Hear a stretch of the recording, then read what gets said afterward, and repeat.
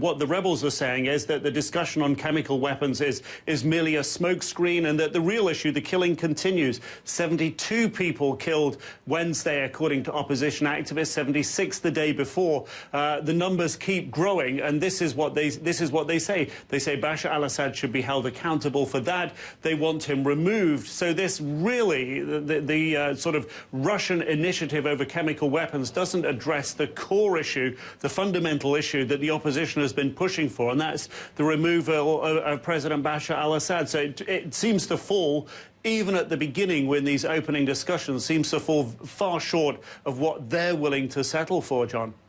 On the positive side of the ledger, at least for the opposition, the rebel fighters, there is word now that the US has really stepped up a supply of weapons to rebel fighters over the last couple of weeks.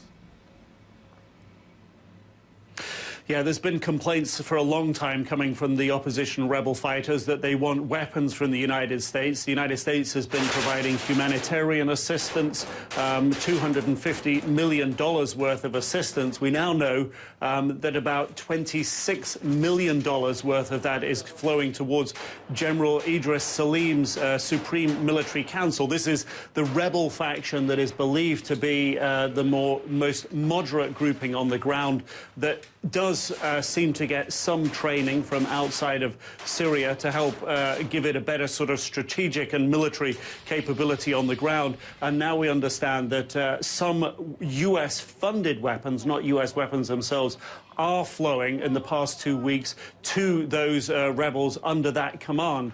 Of course, for the rebels, they've been demanding this for a long time. We also understand that things like military vehicles, sophisticated communications equipment, medical kits, sophisticated medical kits for the battlefield are also being supplied. But for the rebels, they've been asking for this for a long time. And although they're not making official comment about this so far, the sense is that really this, at this stage, to turn the tide in the battle, too little, too late, that's going to be a question on a lot of people's minds, John.